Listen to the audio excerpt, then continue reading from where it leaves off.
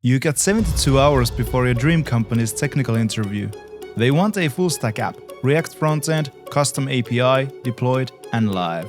Now it's just you and the clock. Here's the truth. Most tutorials skip the parts that actually matter in interviews.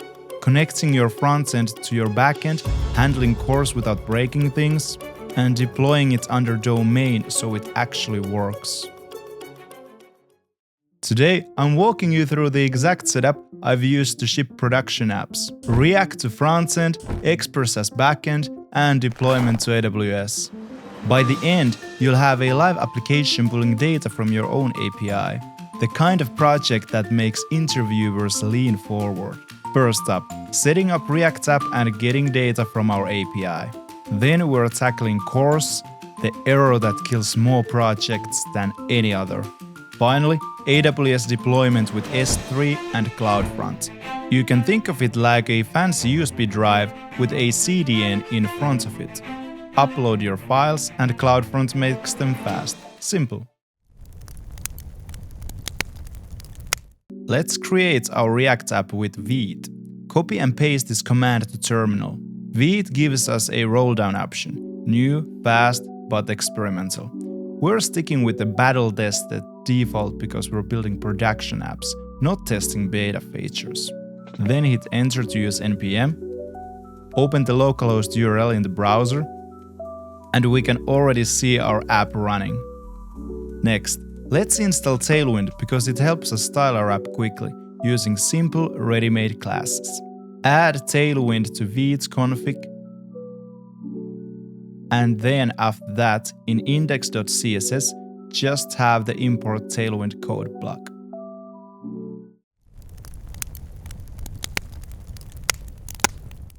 Now I'm gonna show you 3 critical parts that I've added: routes, navigation, and the API fetch. Full code is in the GitHub, but stay with me, this is important. So what I did was, I added 2 routes, Norris jokes that use our own API, and other jokes that use the public jokes API. Then a navigation element to navigate between these 2 pages.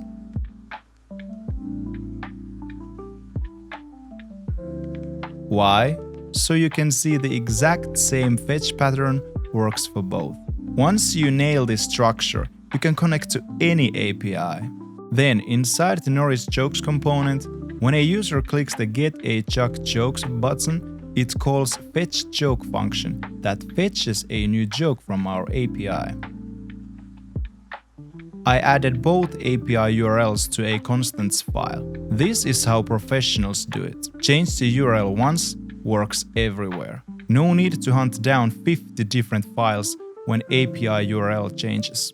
Pro tip: this use of constants file has collectively saved me so much time throughout my career. Now, watch what happens when I click this.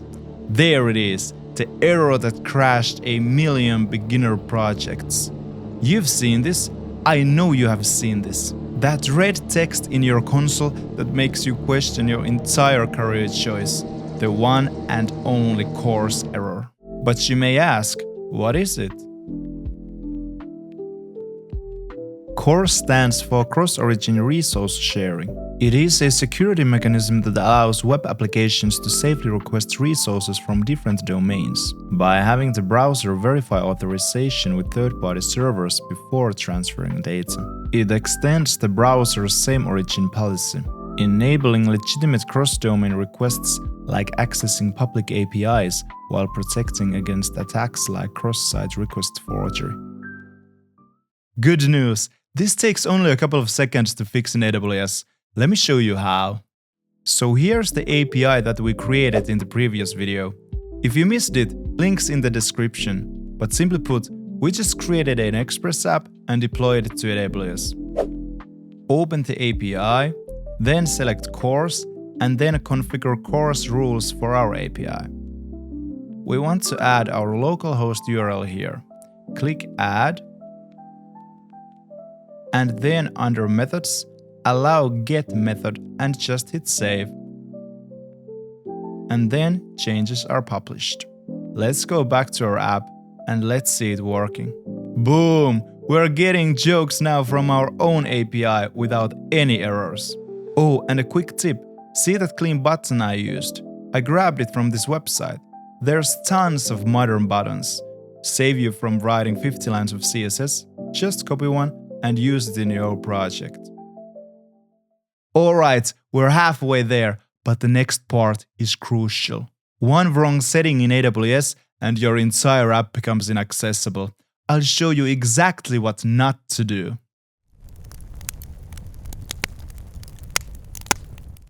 Yo, we're crushing it. React app is done, API is connected, everything is working. Time to make it official. Let's deploy this thing to AWS using S3 and CloudFront. Let's build our project with the following command. It's created these build files inside the dist folder. Then let's head to AWS console and here in S3 service, click Create button. Give it a name.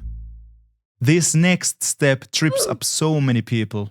Make sure block all public access is turned on. We do not want anybody accessing our app straight through S3. That bypasses our CDN, breaks caching, and violates our architecture standards. Think of it like this. S3 is your private warehouse and CloudFront is your storefront. You don't want random people walking into your warehouse. They should only come through the front door. Soon, when we are deploying our CloudFront distribution, we'll give CloudFront explicit permission to access the files in this bucket and serve them to users worldwide. This setup gives you better security, automatic caching, HTTPS support, and way faster load times. It's the professional way to do it. Leave everything else as default and click Create Bucket. After that, open bucket with is created. Click Upload, then drag and drop all the files and folders from inside the dist folder, not the dist folder itself. And hit Upload. And here you can see our React build artifacts. Well, that's it for the S3 part. Next, we'll set up CloudFront to serve our app blazing fast from edge locations around the world with automatic caching. Fun fact, CloudFront has over 400 edge locations worldwide. Your users in Tokyo will load your app just as fast as users in New York. That's the power we're about to unlock.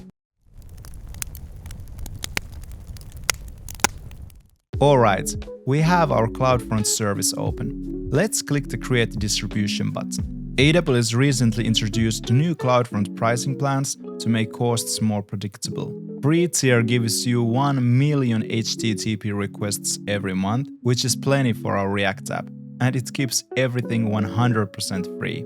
There's also the pay-as-you-go option, which was the old default. It includes 10 million requests per month for free, and after that, it's only 9 cents per 10,000 requests. Super affordable if you outgrow the free tier. But for now, let's stick with the free tier and keep this completely free. Click Next and name this distribution as follows. Keep distribution type as single website or app. Click Next. Then select origin for this distribution by clicking Browse S3 and select our Chuck Norris React App bucket. Leave these settings like this as recommended, so CloudFront can access your S3 bucket. And then click Next. Leave the firewall as is and click Next. Review and create distribution. Now, pay attention to this next part. It's the small detail that makes all of this work. Go ahead and click Edit. We are setting the default root object to index.html, so CloudFront will open that file from S3 bucket by default. Without this, CloudFront doesn't know what file to open and your app will not work. Then, save changes. Once deployment finishes, copy the CloudFront domain name, paste it in your browser, and you will see our Chuck Norris app live and ready to use. But now, before I click Get a Joke button, can you guess what error we will receive in the console? Drop your guess in the comments right now. Let's see who's been paying attention. Well, of course we get the classic course error. Because we only added the localhost to the allowed origins. So we need to also add this CloudFront domain to the allowed origins in API Gateway's course settings. Let's do that real quick.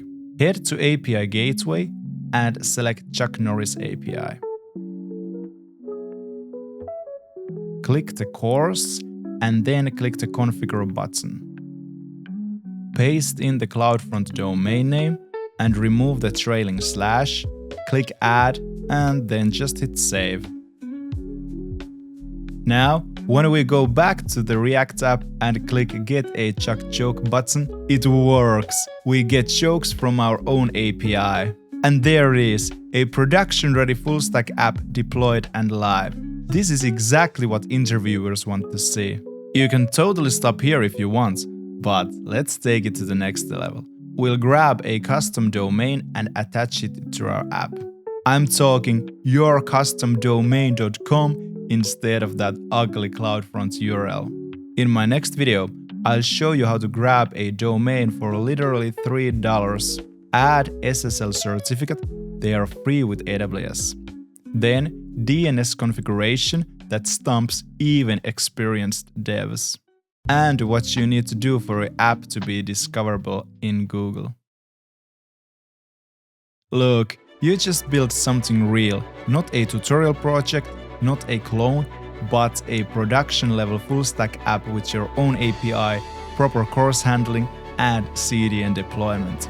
That's interview gold right there. Share what you're working on below. I love reading every comment. If you found this useful, please like the video. It makes a big difference in helping others find it. Now, go crush that interview. You got this. By the way, GitHub link for this project is in the description. Clone it, break it, rebuild it. That's how you learn. Thank you so much for watching, and I'll see you in the next one.